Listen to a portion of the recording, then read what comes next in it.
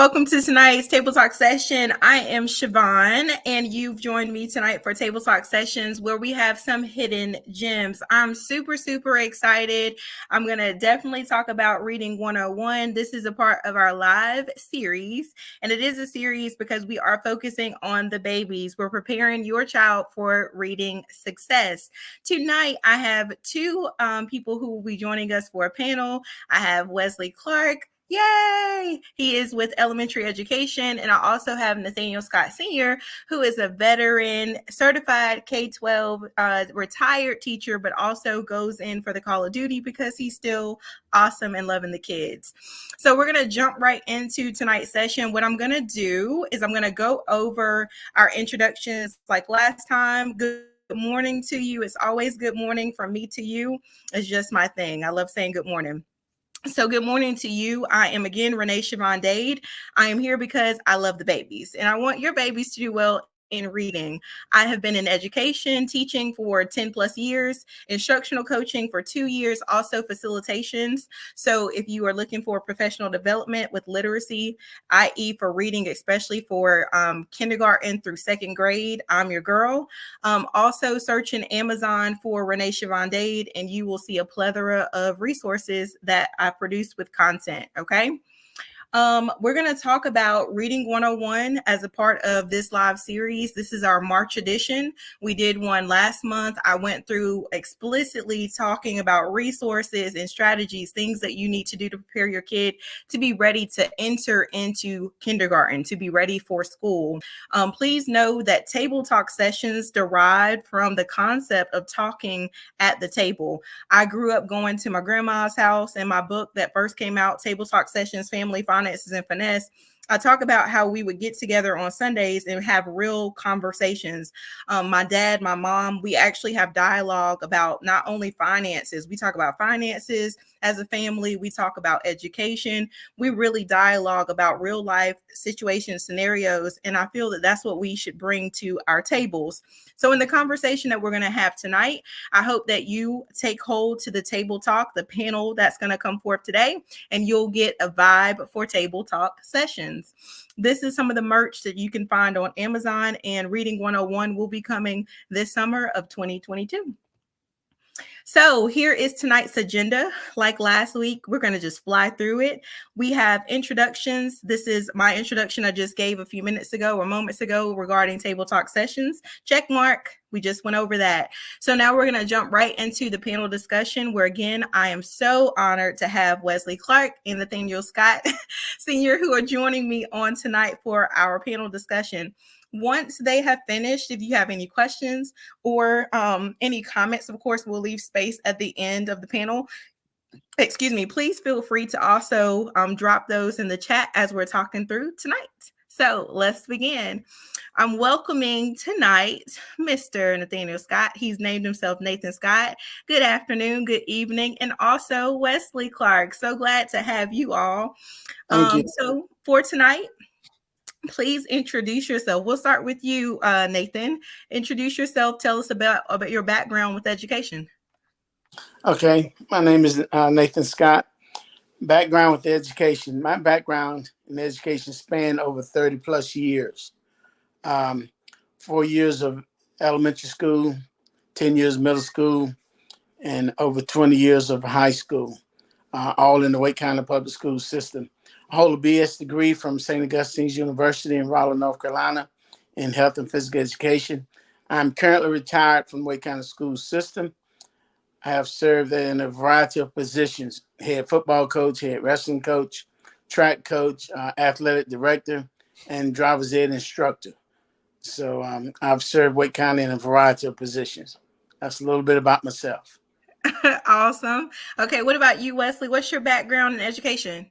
All right, so my resume isn't as extensive as his. I'm in the early part of my career, I would say. I graduated from UNCW in 2018 with a bachelor's in elementary education and a concentration in behavioral studies. So I'm certified to teach K-6, so kindergarten through sixth grade. For the past 4 years, I'm in my fourth year of teaching. I've been teaching third grade at Middle Creek Elementary in Apex, North Carolina. Awesome. Awesome. Okay, so you've heard about the panelists, their background information. What we're doing tonight is a lot of times, or it seems like right now, education is being hit. I don't know if you all are aware, but a lot of teachers are kind of leaving the profession. And so we're going to kind of dive into what does the classroom look like right now as it pertains to the kids that we see. And I don't want it to just come from myself. I want to hear a sounding board from other educators. And also in the profession, typically we don't have a lot of Black men, Black males in the classroom. So how honored am I to have two Black men who've actually taught in the field of education as well? Like, seriously, that's like a conundrum in itself. So we definitely need more people for our culture in the classrooms for representation for sure. If you could all do me a favor, please share this video as we're going live. Share it for your cousins, you know, to ensure that they are in the community that we're trying to build, especially to bridging those gaps as it pertains to literacy. So please share so others are aware of the jewel gems that are being dropped on tonight. We're going to keep going. So for you, starting with Wesley, what observations have you noticed from your students in classroom? What are you noticing? This year in particular, being that I was virtual all year last year, so this is my first year back into the classroom full time. And the same thing can be said for many of my students. And one thing that I've seen is that a lot of the kids are truly, truly behind. So I teach third grade, like I said. So ideally, the last full year of school that they've had, the last normal year, would have been kindergarten, which is crazy to think about. So when kids primarily come to third grade, I'm expecting them to already know how to read. And this year, that hasn't necessarily been the case with all of the students that I've come into contact with. Across the grade level, it's been a struggle because like I said, we're expecting them to come to us already knowing how to read. And some of the babies literally cannot read. They're still stuck in that young age of either first grade or kindergarten, and they can't read. So, and I think the pandemic definitely played a big factor into that, because when I think about education, kindergarten and first grade are really where you're honing in on those reading skills and getting them prepared. And then they're kind of like strengthened in second grade. But once they get to third, we're hitting the ground running. We have EOGs. We have a lot of things that come in third grade. And going back trying to teach reading is kind of a struggle. So that's some of the things that I'm witnessing this year. Oh, I hope you all heard that. So Wesley is picking up on what I talked about at the last table talk session. I was talking about how if your student is coming into kindergarten, for example, and we haven't even addressed some of those basic concepts, whether it be rhyming, knowing their alphabetic letters, or even sounds, they're already kind of coming in behind. So Wesley is saying he's teaching third grade currently, and he's saying that those students are behind. Third grade students who are reading on a kindergarten, first grade level. And then he's saying that COVID has compounded that deficit already. So if you're watching this and you're at home and you have a kindergarten, first grader, for sure, working with them on what kinds of things would you say, Wesley, because we're seeing that deficit due to COVID, what would you say? I would say a lot of the kids this year are struggling with letter sounds, and that's really crazy to kind of think about a third grader not knowing their letter sounds, but it's definitely happening, and it's definitely prevalent in our school at least.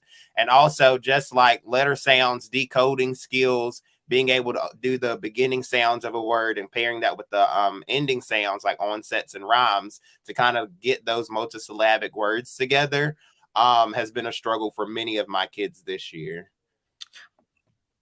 I would say most definitely. So again, we're talking about in North Carolina, like for sure, right now, we've been having to send out potential retention letters because students who, according to the RTA law, if they don't pass the end of grade testing, then they're supposed to be retained, right? We have other ways, to think about how can we still promote that student to fourth.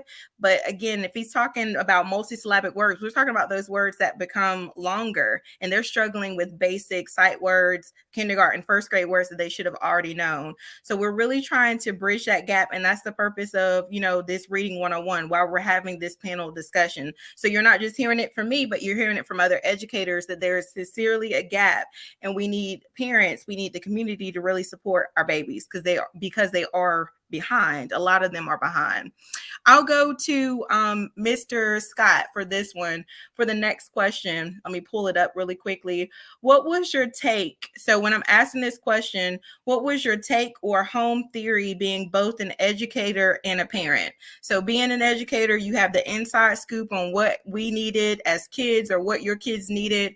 What was your home theory to help them to be successful? I think, in a nutshell, my viewpoint is kind of basic. I think you have to have balance, structure, discipline, and examples. And when I say that, I mean you have to include all those things at home, and that will enhance their school work as well.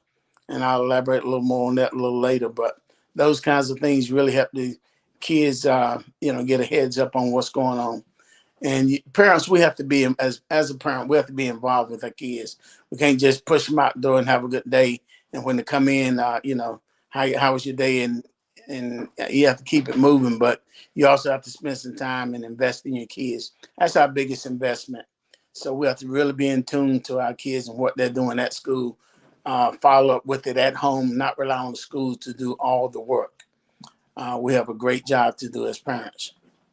Ooh, sound off. Did y'all hear that? He said, don't wait for the schools to do all the work. Wesley, you have any comment on that one? Yes, I want to comment on that. And that's what I was going to say. You have to be an advocate for your kids. You can't expect the teachers to do it all. We literally cannot do it all. I know I cannot do it all. If I'm doing my work at school, you need to do your work at home. And that's advocating for your kid. If we send homework home, you should be doing homework with them. If we're sending reading home, you should be reading with them. It's kind of like a two-way street. We can't do it by ourselves. We need your help as well as parents. I'm loving it. Y'all are on it. Okay, so we're gonna keep going. So the next takeaway, how do you support struggling students? So I'll come to Wesley for this one, and I can give insight on this as well. So how do you support struggling students, and or what does that look like in the classroom? And I'll explain, Wesley, where my thought was with this.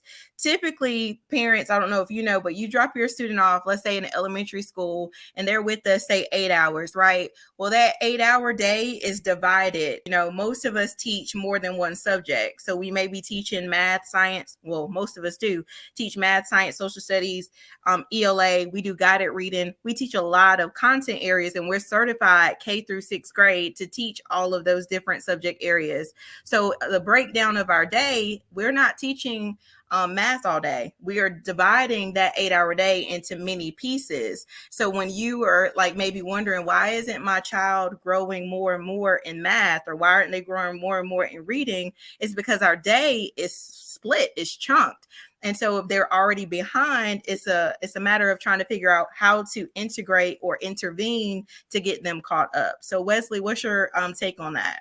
Yes. So, and like you said, it becomes very difficult. I feel like when you get into the upper grades, like 3rd, 4th, and 5th, because the curriculum is so extensive and you kind of have to stay on track with the pacing guides. So trying to go back in and intervene with kids that are behind or that are struggling, it definitely becomes a task for the upper grade teachers. And I think that's something we've seen this year. The way our day is set up in 3rd grade, we have an hour of a main lesson, and then we have like an hour of like small group rotations. And those small group rotations are used to meet the needs of the students. So the way that looks in my classroom, we take an assessment called M-Class. It's a reading assessment. And from that assessment, we make groups, and those groups are based on like the needs of the students, what you need, what this student may need, and what this student may need support in, and what someone may need like some supplement in. And so what we do, we have those rotations. The kids come to me for teacher time, and then they have rotations away from me in 20-minute segments.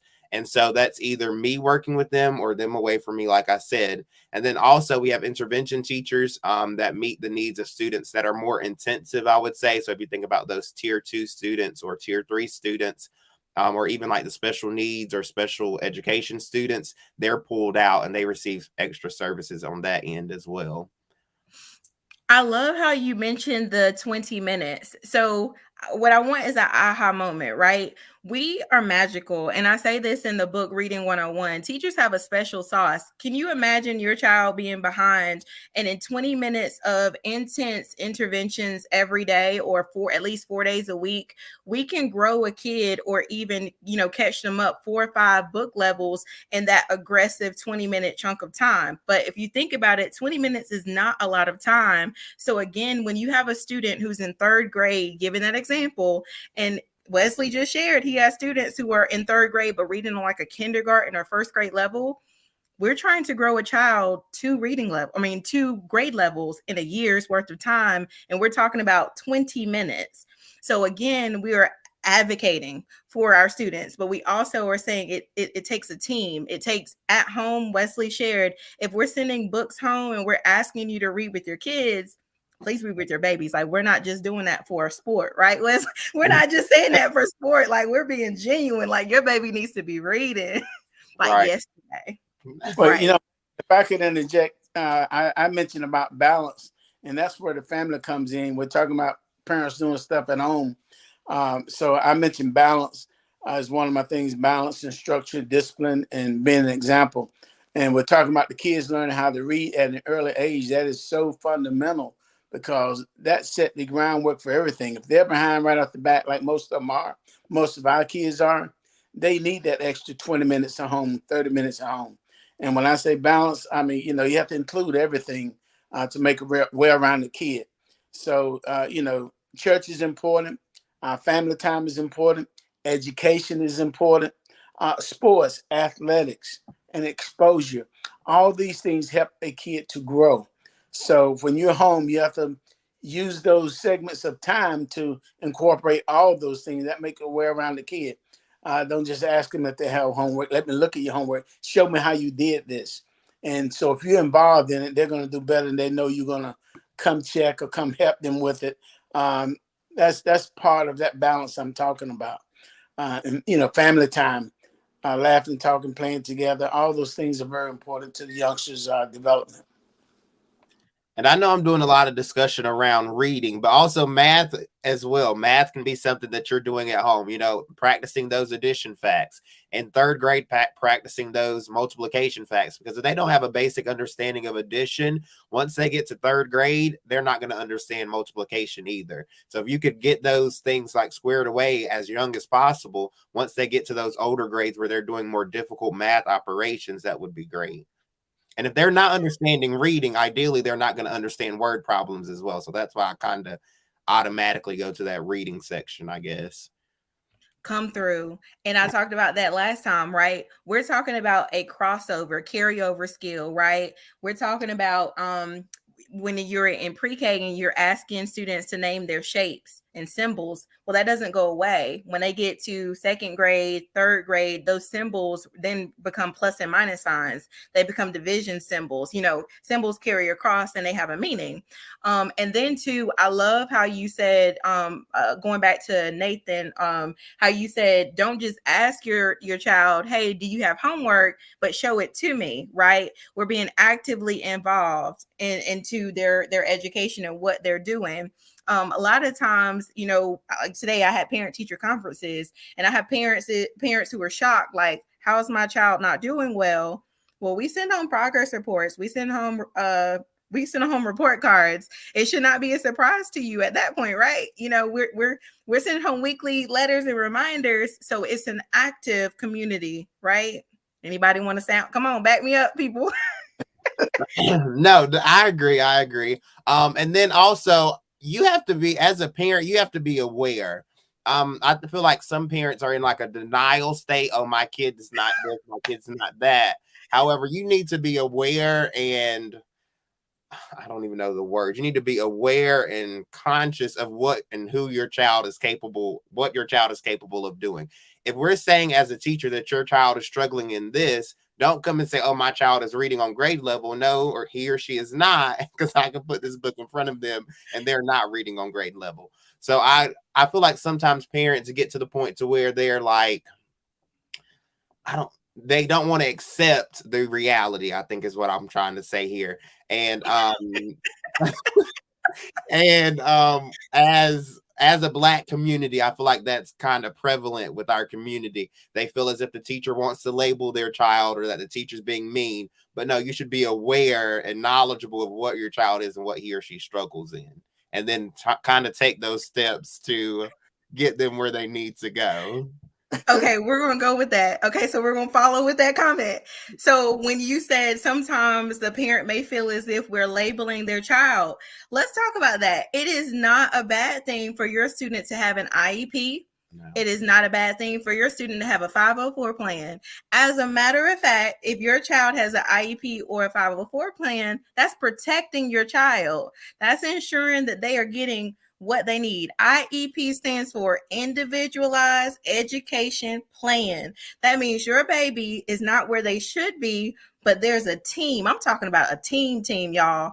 It's the regular education teacher, the special education teacher, the principals on this team. It's a lot of people who are working with your child to make sure that they get what they need. So please, if someone says, oh, we're putting your child in tier 2 or tier 3, and when we say that, that means that they're in intensive interventions, that's not a bad thing. That means somebody is advocating for your baby. That's saying you're behind, but we want to catch you up. Get all the help. All you can. Get all you can. Get that support. And also, when we're talking about 3rd grade, they're having to do state testing where it's timed. If your baby is struggling to read, they may need more than 3 hours to take that test, right? Well, that IEP and that 504 plan is going to protect them that says, hey, my baby needs more time to read this content. Now, we're not passing out IEPs and 504 plans like they're candy. Like, it's not Snickers and it's not Skittles and that's not what that is. But what I'm saying is there's a, what's the word, Wesley? And that, what's the word, Nathan? I'm looking for it. There is sometimes a bad stigma for students who have an IEP or a 504, like that's a bad thing, and it's not, is what I'm saying.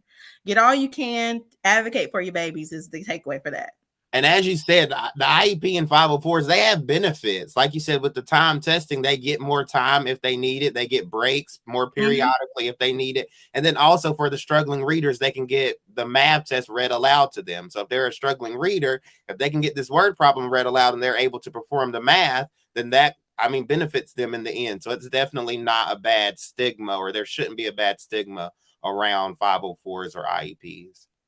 And I think, as a parent, I think we can. Exactly. Thank you.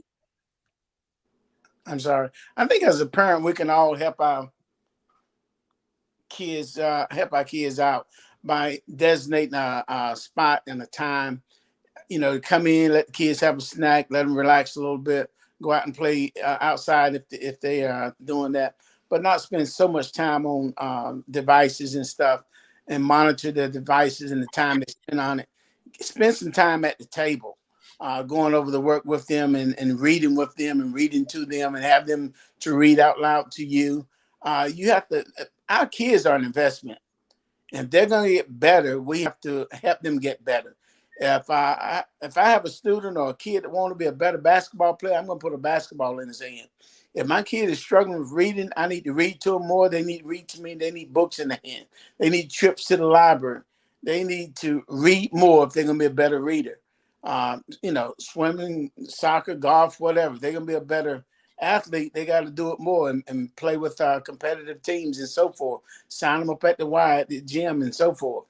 But if they're going to be academically better, if they're going to get on top of their education, as a parent, we have to do our part. Designated time, designated place, take away distractions, and spend some quality time with the kids doing what we need to do. Most definitely. Okay, so I'm going to switch gears, everyone, and we're going to go to the next one. So I have some breaking news, and I don't know if you all are aware, but I heard about Honest Teacher Vibes. She goes viral like every day. She has over 50,000 views, followings, comments, and I just want y'all to listen up to her announcement from yesterday. Check this out. Yesterday after school, I resigned. I put my keys on my desk. I put my badge on my desk, and then I walked out. I got in my car and I drove away. And I'm really grateful that I made that decision, because no job is worth your mental and physical health. I have never before this year been sick at school as a teacher. I've never gotten sick at school. And this year, I've been sick at school. The stress is too much, and it's okay. It's okay to walk away. The stuff that teachers are asked to do, the way that we're treated by parents, by admin, just by the school system in general, it's not right. We need to do better. We need to do better.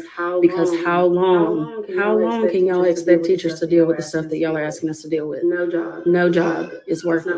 It's not worth it. Did I cry a lot yesterday because I had to walk away? Absolutely. But I'm not going to let any job kill me. I need to be around for my daughter. So, thoughts on that? How has education changed? That teacher quit. And well, let me add to that. One of my teacher friends actually texted me and said that she got a contract. She had a podcast and declined. And she, again, goes viral all the time, has a huge following, and quit education because of the pressure, the stresses that are coming with it. What's your feedback, educators? Well, I'll say over the years, over the past 20, 30 years, education has changed drastically. The landscape of it has changed. A lot of things have remained the same, but kids have become more challenging. And then when you throw in um, lack of respect, lack of ability to perform, pandemic played a lot with that. But over the years, there are so many distractions um, with the kids and things that are drawing their attention away. And then teachers don't have, in my opinion, teachers don't have the support they've had in the past. You kind of out by yourself. If things are going rough, you just have a rough road to travel. If things are going great, everybody's yippee yay, everything is good. But if things are going rough for a teacher, you really kind of out there on the island by yourself. So how have things changed? I think mostly with the distractions. Kids are really distracted with all the devices and so forth. And parenting is not what it used to be. We got to get back to the basics. I mentioned earlier, structure, discipline. That's very difficult when you have a kid. As a parent, you say, I can't do anything with him. And you want to send them to school and expect a teacher to be able to teach them, discipline, counsel them, babysit them, put the Band-Aid on when they need it, entertain them, do all the things that teachers have to do at this day and time. It's becoming increasingly more and more difficult to be a teacher. Yikes. Wesley, you want some? Yeah, I'll say a little bit here. And like I said, I'm still kind of new at it. So I've heard how education has changed over the years, especially from the veteran teachers that are on my team and whatnot. But I think nowadays teachers don't have the autonomy that they once had. So they don't have that decision-making power that they once had in their classrooms. I feel like the curriculum is pushed down on us and it's very like strenuous, and we don't have that room to divvy away from the curriculum. And it's so like, oh, you have to be here on this day, here on that day, here on this week when you're on week one, and all of these things. And so it kind of takes the fun out of teaching. And it also takes like any type of decision making that you have in your classroom away. It's kind of stripped from the teacher.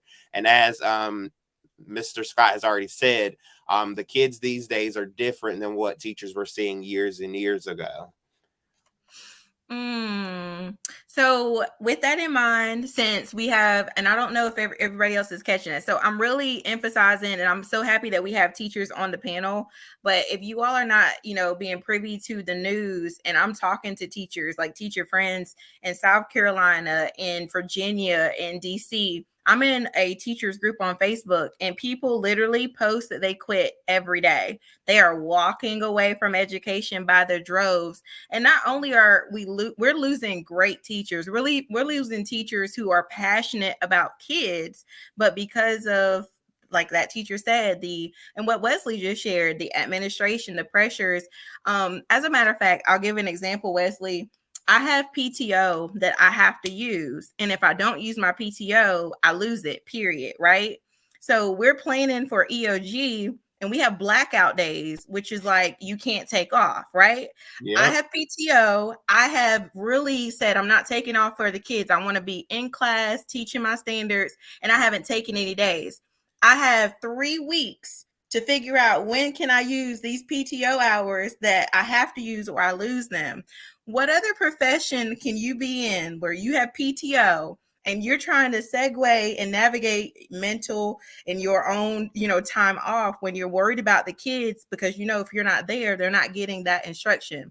And not only when we take a day, we have to leave plans and then they're still not followed through, right? We leave sub plans and we hope that the person follows our directions. But what profession? Like when anybody in the audience, when you take off work, you take off work. Well, when teachers take off work, we have to do double the work to take off. So sometimes it's not even worth taking off because it's like double the work. Yeah, I always say it's easier to just go in and just stick it out for the day as opposed to planning for a sub, because it takes a lot of work. And honestly, you don't know how much work it takes until you actually have to sit down and plan for a sub, leaving those detailed sub plans and then saying, okay, is this enough work or do I need to leave more? Sometimes it's just really too much. I just rather go to work that day myself. Oh my goodness. Like you could be, about to fall over. Listen, you could be about to fall over and you're like, do I even want to call out? Like, I'm going to go, and you're telling the kids, like, I don't feel good today. Please just try to be your best self today. Cause I can't, we're not going to do it. You know what I'm saying? But definitely, I see Regina Hampton. Her comment is, it is sad when the extras overshadow the true goal to educate and grow our students to the maximum potential. And I think a lot of us, believe it or not, I know sometimes we have that hit or miss teacher who is just there for the paycheck. But we honestly, have you heard how much we get paid? So don't necessarily say we're there for the paycheck, but I'm saying, I think we really are at this point in it for the kids. And if you think beyond that, you just need to come on in, just understand it. For real, we're in it for the kids. So just help us out there is all I'm saying. Shout out to Talina and cousin Sandra. Thank you for joining in tonight. Shout out to Melissa as well. We're almost wrapping it up, Wesley and Nathaniel. Thank y'all so much for your patience and for joining me on the panel tonight as well. If you have comments or any answers, please drop them in the comments. Please also remember to share tonight's video so that people can get in on these hidden gems. Okay, here, as we are closing out for tonight, what can parents do? So we've talked about what it looks like from our perspective. What can parents do to help their child be prepared for elementary school? Anybody? I'll say become more involved. Before they come into kindergarten, they hit the ground running. It's not the same kindergarten that I was in, and it's not the same kindergarten that you may have been in as a parent. They need to know their letters. They need to know how to write their names. They need to know how to write their first and last name. It's really sad when you have a third grader and the third grader doesn't even know how to spell their last name. So if you could teach your kids early on how to write their names, how to write their letters, that would be a great help. If they can begin reading some of those CVC words, the 3-letter words and things of that nature, that would definitely help out a lot. Those basic addition facts, 1 + 1, 2 + 2, it'll definitely help their kindergarten teachers out a lot. And then ultimately it will trickle up into the upper grades as well. Okay, sidebar. So Wesley, I think they thought I was being funny. I have an Instagram video and y'all go find it on TableTalkSessions. Okay, back in September, I made a video and I said I had this little girl who showed up to testing and it was like over 200 kids. And I was like, sweet baby, what's your name? And she could not tell me her name. And wow. I made a whole Instagram post about it. I didn't shout the girl's name out or whatever, but I said, sweet baby, today, if you don't know anything else, you need to know your first and last name.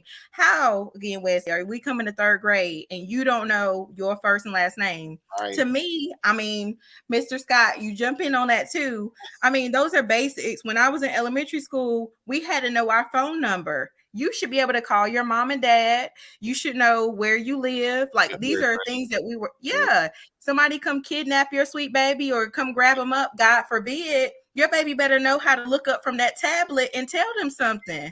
Your baby can play on that tablet, but don't know their name. There is a problem. And I'm not being funny. I'm being dead serious. Your 3-year-old can click on that application on their phone. They can know their name. That's true. Period. I pride myself on, and I always have, on being fair but firm. And basically, there's things that kids need to know going into kindergarten and elementary school, and that's parenting. It's back to parenting 101. If parents don't know what the kids need, there are resources out there to ask, go get. Just like my wife and I, before the kids would go to school or go to the next grade, we would put together packets and talk with other educators and see what the need, what's the expectations, and bringing it home and have the kids working on it all summer long. We went on vacation, went on trips. The kids would come back. We talk about it. They write about it. They draw pictures about it, color about it, and made everything all better as far as their understanding of it. Families, I think prioritizing and balance is the key. Parents have to still parent the kids and not just allow the kids to be raised by TV or tablet or notebook. So as parents, we have things to do.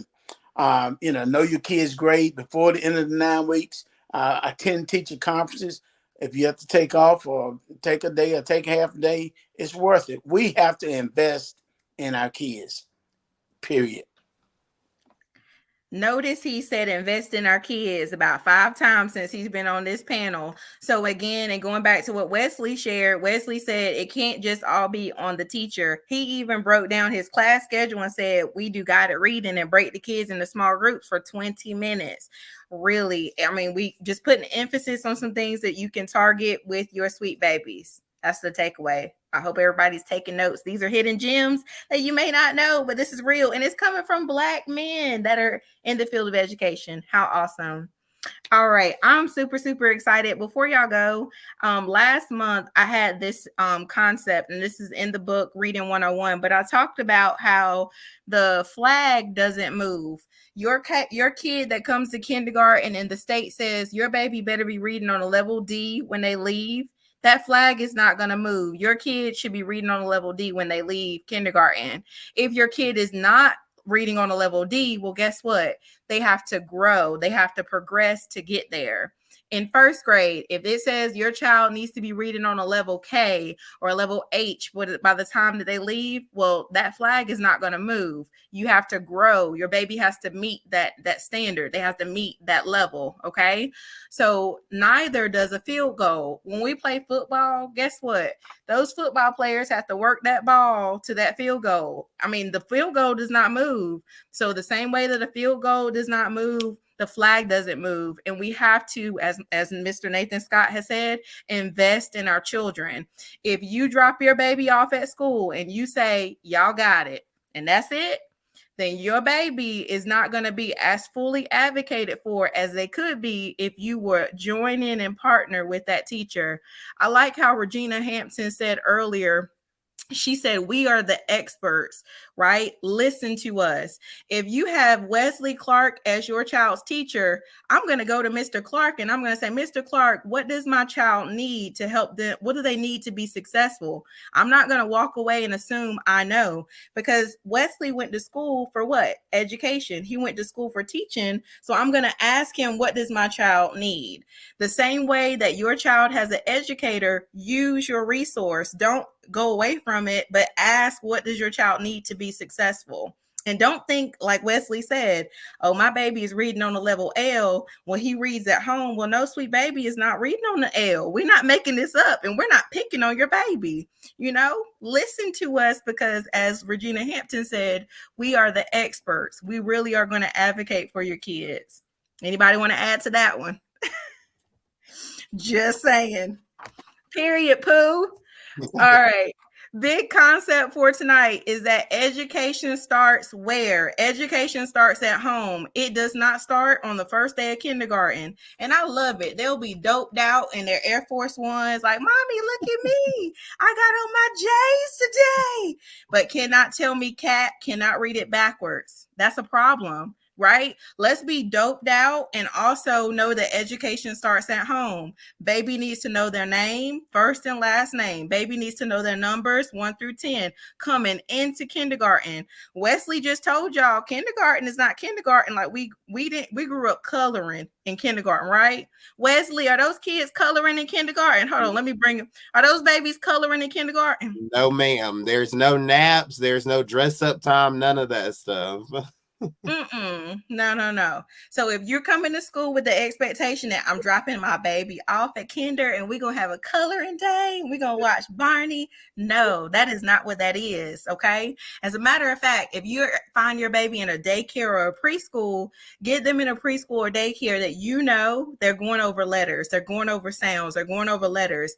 You want them already ahead of the game, not behind the game, because we're already behind based on data. Okay, y'all be ready to cop this reading 101 because we're dropping gems. I'm trying to make sure that everybody is good and ready to go. Big concept, education starts at home. Now, before these young men, Nathan Scott and Wesley Clark, leave, does anyone have any questions for the panelists? Anyone?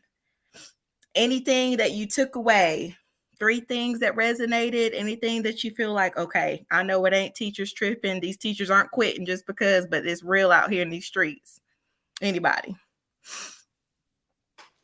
Well, with that in mind, I do appreciate you, Nathan or Nathaniel Scott. I do appreciate you as well, Wesley, for joining me on tonight's Table Talk session for March's edition. I hope you all continue to be successful and thrive in your endeavors. And I hope you have a great evening. Thank you so much. Thank you so much. All right, good people. So again, you have joined me for March editions for Table Talk Sessions. If you have not done so, please follow, like, share, subscribe for Facebook, YouTube, Instagram. It's all Table Talk Sessions. I do want to say that you can see me on the next session in April. It'll push out. You want to ring that notification bell so you'll know when that will be pushed out. And know that Reading 101 will be pushed in the summer of 2022. Have a great night and thank you so much.